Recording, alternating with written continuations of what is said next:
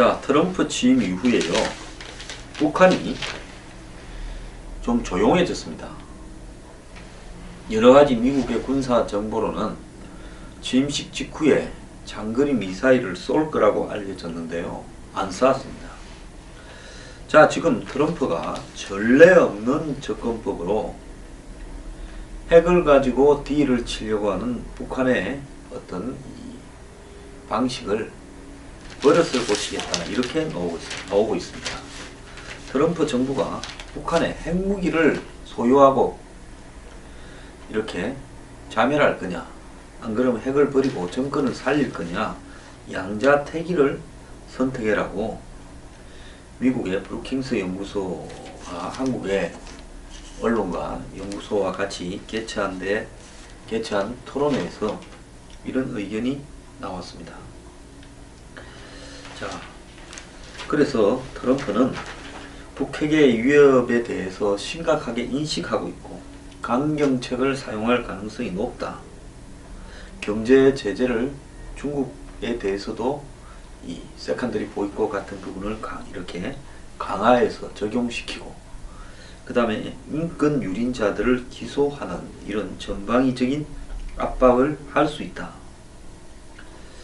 자, 그래서 기존에 이런 취할 수 있는 미국의 수단보다 더 나아간 정권의 생존을 위태롭게 해서 핵을 포기하도록 압박하겠다는 건데, 그거는 이 북한의 자금 흐름을 완벽하게 차단하겠다. 특히 중국하고의 거래를 차단하겠다는 거죠. 통상을 교란시키고 북한 자산을 압수하고 북한과 연관성 있는 중국 기업들을 전부 제재하고, 그리고 북한의 어떤 정보 부분들을 미국이 더 이렇게 흡수해서 북한의 약점들을 공략하고 미국의 전략 작산 같은 그런 무기들을 한국에 보내겠다, 이런 이야기를 하고 있습니다. 자, 이 속에서요, 미 하원이 한반도 사드 배치를 서둘러야 한다라는 결의안을 공화민주당 공동으로 발의를 했습니다. 자, 이 하원 외교위원장 에드 로이스 의원은 전임 정부보다 대북제재법이 더 강하게 활용되어야 된다 말했고요. 그리고 하원 내에서 북한에 대해서 유일하게 통제력을 가진 중국이 동문서답하게 내버려 둬서는 안 된다 이야기도 하고, 북한 내부에서 정권 붕괴가 될 수 있도록 만들어야 된다. 북한은 이미 핵 합의를 미국과 2차례 파기했기 때문에 믿을 수 없는 사람들이니까 협상에 연연해서는 안 된다, 이런 이야기도 하고 있습니다. 그리고 북한의 노동자들을 송금도 차단해야 된다. 그러면서 주민들에게 북한 밖이 어떻게 돌아가는지를 싹 정보를 돌려서 내부에서 정권 붕괴가 일어나도록 해야 된다, 이런 이야기까지도 나오고 있습니다. 이거는 지금 우리가 보내는 풍선을 북한 보내는 불을 한국 정부가 막기도 하는데 그런 차원을 훨씬 넘어서서 강력하게 대처해야 된다, 이런 이야기겠죠. 그리고 백악관 대변인은 북한의 핵위협이 한미동맹이 지금 직면한 가장 중요한 문제라고 이야기를 했습니다. 그러면서 황교안 대행과 30분간 통화한 내용을 소개했는데요. 당시 트럼프는 미국은 북한 문제에 대해서 100% 한국과 함께 할 거다. 한미관계는 어느 때보다 좋을 거다. 확장 억제나 전면적인 군사 능력을 동원해 한국을 방어하겠다라는 철통 같은 약속을 다시 확인한다. 한미 간이 긴밀하게 협의해서 북한의 핵과 미사일에 대해서 대처하자, 이런 이야기를 했다고 대변인이 한 번 더 강조를 했습니다.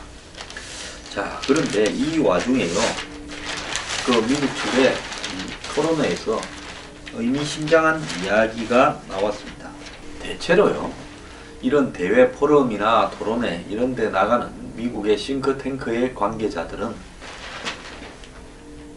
거기에 연구소의 선임 연구원이라든지 무슨 석좌 교수 이런 걸 달고 있는 사람들은요, 그야말로 미국 정부와 이런 미국의 싱크탱크 사이를 왔다 갔다 하는 사람들입니다. 그래서 때로는 정부 쪽에서 요직을 맡다가 또 정권이 바뀌면 이런 연구소에 가서 연구원을 하거나 안 그러면 연구소와 관련이 있는 대학에 석좌 교수를 하거나 이렇게 합니다. 빅터 차 같은 경우도 그런 경우죠. 그래서 미국 정부는 정부 차원에서 직접 할 수 없는 이야기들을 기회가 왔을 때 이런 연구소 연구원들의 입을 통해서 전달하기도 합니다. 그래서 미국을 좀 아는 사람이면 이런 한국의 유력한 언론과 미국의 브루킹스 연구소라는 싱크탱크와 이렇게 국제적인 컨퍼런스를 할 때 나온 미국 연구원의 말들이 단순히 개인적인 의견이나 사견이라고 생각을 해서는 안 된다는 겁니다. 조나선 블락 브루킹스 연구소 선임 연구원은요, 조만간 들었을 한국 정부는, 새 정부는 과거 정부가 미국과 체결한 안보 분야 합의를 준수해야 된다, 이렇게 말을 했습니다. 그는 사드 배치를 예를 들면서 한국은 중국을 계속 설득해야 된다, 이렇게 말을 하면서 사드 배치는 반드시 이루어져야 된다고 말을 했습니다. 자, 국무부의 동아시아 태평양 수석 부차관보를 지낸 에반스 리비어 브루킹스 연구소 선임 연구원도 한국의 리더십이 바뀔 때, 즉 대통령이 교체될 때 이 대북 대중 대일 정책이나 사드 배치 등의 문제에서 한미 동맹에 부정적인 영향을 미치지 않도록 해야 한다, 이렇게 말하면서 과거 한국 진보 정권이 집권할 당시에 한미 간에 이견이 생기기도 했는데 이런 일이 반복되어서는 안 된다고 말을 했습니다. 이것은 98년 이제 한국에 김대중 정권이 출범하고 미국에는 이 클린턴 행정부가 들었었는데요. 처음에 조금 삐걱삐걱했습니다. 그러다가 나중에 클린턴이 물러나기 직전에 울브라이트 당시 국무부 장관을 북한으로 보내서 이 북미 간에 직접적인 딜을 하려고도 했었습니다. 그러다가 조지 W 부시가 2000년에 당선되면서 이제는 DJ 정권과 굉장히 삐걱거리기 시작을 했죠. 근데 그거는 그 이후에 비하면 아무것도 아닙니다. 노무현 정권이 들었을 때 한미 간에 얼마나 불편했는가 하는 것은 너무나 제가 잘 알고 있습니다. 자, 그래서 과거 미국의 조지 W 부시 공화당 정부가 들어섰을 때 한국에는 노무현 정권이 들어서게 되면서 엄청나게 불편한 일들이 많았다는 겁니다. 개성공단 문제, 미국 정말 못마땅했지만 그래 들어버서 말 안 한다, 잘 해봐라, 그러면서 너네들은 위기만 생기면 우리 보고 도와달라 그러냐. 이라크 파병 업적이라고 노무현 전 대통령은 자랑했지만 업적이 아니라 그 과정에서 아무 지킬 것도 없는 허벌판에 한국군 한 3,000명을 보내놓고 뭐하라고 허벌판에 나가서 지키고 있어요? 아르비를 그 테러도 안 나는데요. 보내놓고 욕 처먹은 겁니다. 전시작전권. 그것 때문에 훗날 치러야 될 대가가 얼마나 컸습니까? 자, 반미적 발언을 대통령이 하는 나라, 북한의 핵 보유에 대해서 약소국의 자의적인 부분을 하고 이해를 해야 된다라는 식으로 말하는 나라, 이게 정상인 나라였습니까? 자, 미국은 한번 보세요. 오바마에서 트럼프로 극단적인 정권 교체가 이루어져서 뭐 이민이라든지 오바마 케어라든지 또 뭐 자유무역 협정에 대해서 난리가 났지만 안보 부분에서는 외국과 맺은 동맹에 일체 건드리지 않지 않습니까? 자, 지금 우리가 매우 심각하게 받아들여야 돼요. 또 이 브루스 클락너 헤리티지 재단 선임 연구원은 전술핵 재배치 주장에 대해서 앞뒤가 맞지 않는 얘기를 하면서 미국의 지상 배치 핵무기는 오래전에 미국 핵무기 보유 목록에서 삭제됐다. 그는 해상, 수중, 공중 플랫폼에 장착된 핵무기를 제거해 한국 내 지하 벙커에 배치하는 것은 오히려 반응 시간을 연장하는 역효과를 초래해 억지력과 방어력을 약화시킨다, 이렇게 말을 했습니다. 이 말이 뭔가 하면 한국이 최근에 전술핵을 갖다가 재배치를 했는데, 그때 전술핵을 재배치는 뭔가 하면 한국의 지하 벙커 같은 데다가 이 핵무기가 있다가 뭔 전쟁이나 이런 게 우리가 먼저 맞거나 이렇게 위기가 있을 때 쏘게끔 이렇게 돼 있던 거죠. 그런데 미국은 지금 지상에서 이 적성국을 겨냥해서 놓고 있는 이런 전술 핵무기들은 다 없애버렸고, 제가 없앴다, 한국에 올 게 없다 하지 않았습니까? 지금 핵무기가 있는 거라고는 원자력 잠수함에서 발사하는 핵무기, 유사시에, 그 다음에 이지스함 같은 데서 발사하는 핵무기, 그리고 전략 핵폭격기 B-50이나 B-1B, 이 B-2 이런 전략 폭격기 이런 데 있는 이 핵무기들입니다. 그러니까 잠수함이나 한마디로 이지스함이나 더 나아가서 전략 폭격기 이런 데서 이 장치를 해놓고 그것이 유사시에 물밑에서 하늘에서 해상에서 쏘게끔 돼 있다는 겁니다. 그러면 한국이 자꾸 없는 걸 달라 하면 우리는 이런 잠수함이나 비행기에 달아놓은 걸 떼가지고 갖다 줘야 되는데, 너가 유사시에 뭐 문제가 생겼다 하면 이 반응 시간이라는 게 뭔가 하면 우리가 뭐 당했을 때 쏴야 되는데, 지금 달려있는 게 쏘는 게 더 빠르지, 달려있는 걸 떼가 땅에 갖다 놓고 그걸 끄집어내서 쏠라 하면 더 느리다는 겁니다. 그러니까 말도 안 되는 소리 하지도 마라, 이런 이야기인데요. 미국은 반복적으로 안보 공약을 확인하고 있지만 이에 대한 한국의 요구는 한도 끝도 없는 것처럼 보인다. 요즘은 방위 공약 재확인의 함정에 이렇게 빠지는 것 같은데, 이렇게 하지 말아야 된다, 이런 이야기를 합니다. 이 말에 좀 뼈딱하지 않습니까?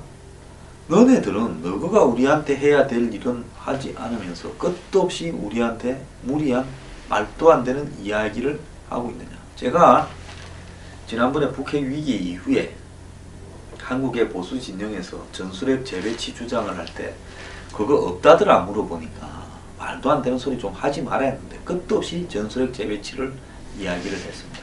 자, 미국의 이런 연구원들의 입장을 들어보면 한국이 정권이 바뀌어서 사드 배치를 철회한다거나 재검토한다거나 친중 정책으로 이렇게 해기하거나 북한의 눈치를 보면서 개성공단을 재개한다 했을 때 벌어질 미국의 입장은 매우 심각할 수 있다는 것을 우리가 깨달아야 됩니다. 자, 더불어민주당이 이 주한미 대사관과 공동으로 정책 관련 행사를 계획했다가 발표 직전에 미 대사관의 요청으로 취소를 했다는 겁니다. 이것도 제가 좀 알아보니까 매우 이례적으로 있을 수 없는 일이 벌어졌다고 말을 합니다. 왜 그런가 하면 지금 미국은 이 주한미 대사가, 리퍼트 대사가 돌아갔지 않습니까? 주한미 대사 자리가 공석에 있습니다. 대사도 없고 부대사가 그걸 대신하고 있는데 미국 대사관이 특정 정당과 이렇게 공동으로 정책 행사를 연다. 이건 있을 수 없는 일이고요. 아마 대사관에 근무하는 한국 직원 정도가 이런 이야기들을 야당과 기획을 했다가 아마 미국 측이 거부를 해서 불발된 게 아닌가, 이렇게 생각합니다. 윤호중 정책위 의장은 8일 오후 2시 국회 정론관에서 미 대사관과 함께 민주당이 주최하는 한미 정책 포럼을 발족한다고 발표하려고 했답니다. 이것은 분기별로 한 차례씩 경제, 외교, 안보 등의 분야별 심포지움을 여는 행사였는데요. 민주당은 6월 28일 국회에서 문재인 대표가 주장하고 있는 4차 산업혁명 관련 의제로 미 대사관과 첫 행사를 열려고 했다는데요. 그런데 발표를 앞두고 미 대사관 측에서 민주당에 아직 확정된 일정이 아니지 않느냐며 행사를 대선 이후로 무기한 연기하자라고 전달했답니다.